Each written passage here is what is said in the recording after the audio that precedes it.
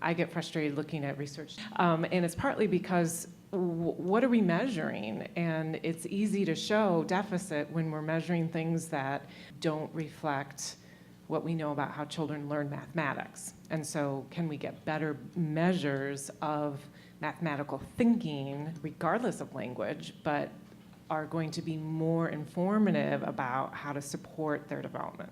So I'm just wondering, in your field and in what you've sort of been learning as you're working with kids, what do you recommend we look at when we want to know whether children are learning and developing understanding like we want to? I don't know if I'm the right person. I feel like maybe David, you want to, back there, you want to answer this question, because I feel like my data just aren't really generalizable, because the kids that were in the study, really everything it seems like all the math input they were getting in English. I don't know why that is. Maybe we were measuring it wrong. We weren't measuring the right thing.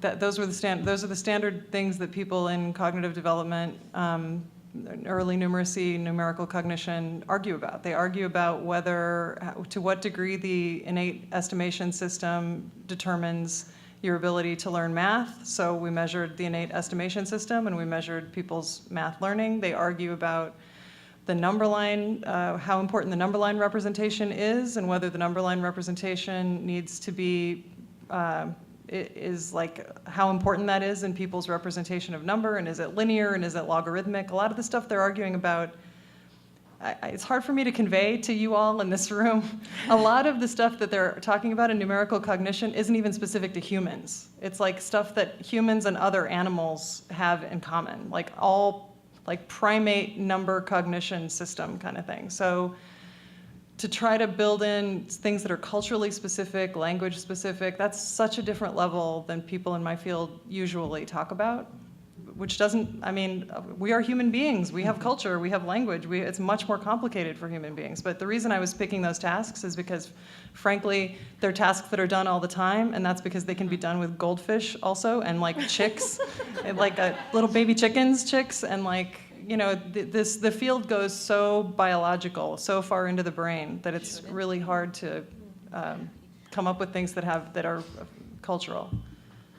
Basically, I think some of the things with assessment in early math, universally, we still need to do a better job of assessing, and not even just for dual language learners, but in general for all kids. We need to figure out better assessments that are reliable, that aren't fully language dependent.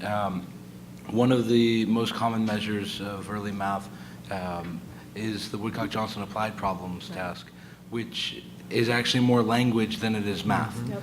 And so a lot of the work that I've been doing is trying to identify the best ways to assess individual early numeracy constructs. And as Barbara was talking about, there's a huge push in the math cognition world on the number line task and the approximate number sense assessments. But really, in general, those seem to be pushed by a few small groups, and they tend not to be replicable outside of a number of those groups.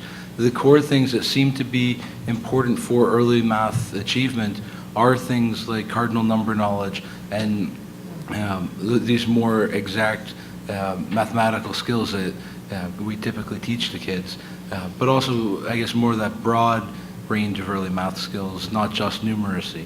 But some of the things that I had presented on yesterday that I think is one direction that we probably want to go a little bit more, and after talking with Barbara a little bit yesterday, these may be context dependent even within groups of dual language learners. Mm-hmm. So she was talking about how with the verbal counting task, there's only 0.06% of the kids in her population did better in Spanish than in English.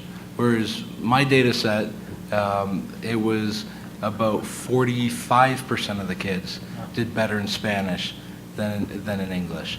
And so we have very different populations of English language learners near us. I'm in the middle of Indiana, and the English language learners there have different home contexts, they have different school contexts, versus the English language learners near where Barbara is. And so the languages of input that they're receiving may vary at home and at school. And so how do we measure that? How do we account for that within our assessments is an important next step that we really need to address.